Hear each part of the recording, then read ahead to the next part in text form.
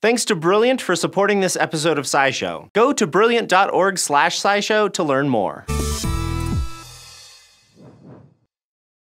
During long, cold winters in medieval Europe, there was something weird going on with church organs. Across the continent, some of these instruments were getting what people at the time called tin leprosy or tin pest. The organs grew gray, sickly-looking circles that spread over time and made the pipes hard and brittle. Eventually, many of them fell apart. But tin pest isn't actually a sickness, or as people once thought, the work of the devil. It's actually just some pretty simple chemistry. It all comes down to the fact that a lot of organ pipes, even now, are made with tin, since it can produce bright resonant tones and it's pretty and shiny. At least sometimes. The thing is, tin exists in two different forms, or phases, depending on the temperature.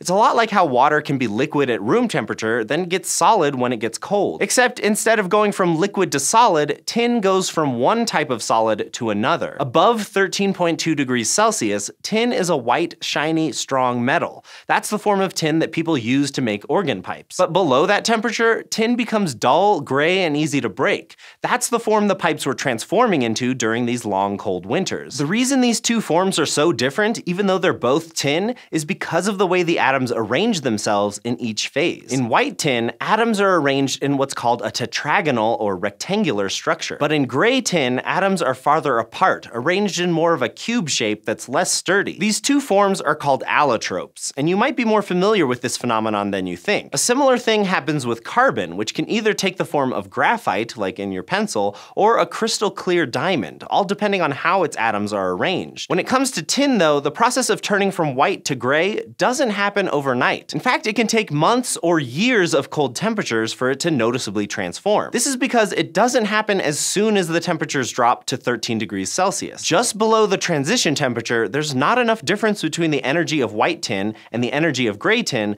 to motivate a transformation, unless something acts as a catalyst. But that energy difference increases as the temperature drops. Around negative 30 degrees Celsius, that energy difference becomes significant, and transformation can happen much more easily. But if it gets much colder than that, another factor comes into play that makes a transformation less likely. See, white tin has to expand by about a quarter to transition to the gray form, and it takes a lot of energy to get the process started. Except as the temperature drops, the molecules in tin vibrate slower, so they don't have the energy to overcome the barrier that it takes to start the phase change. This all means that right around negative 30 degrees, there's a sort of sweet spot where the transition is most likely to happen. But even at an ideal temperature, tin takes a long time to transform. It's not like water, which quickly turns into ice as soon as it's cold enough. That's because both phases of tin are solid, so its atoms are locked up in tight lattices, and it takes a long time for them to rearrange themselves. That's why old tin organs weren't just collapsing constantly. It took a long, cold winter for those tin pipes to start transforming. But once gray tin appears, it can spread really quickly like a rash. The expansion of the tin makes little cracks in the metal, and that creates more exposed edges where atoms are free to move around and rearrange themselves. And before long, the atoms of the white tin reorganize into the structure of gray tin. Luckily, now that we know what causes it, the tin pest is easy to prevent. Just adding small amounts of other metals, like lead, can keep tin atoms from moving around and changing form. And since a lot of organ pipes are made of metal blends, many have been able to withstand the test of time. It turns out a lot of mysteries aren't so mysterious once you've figured out a little bit of the science behind them,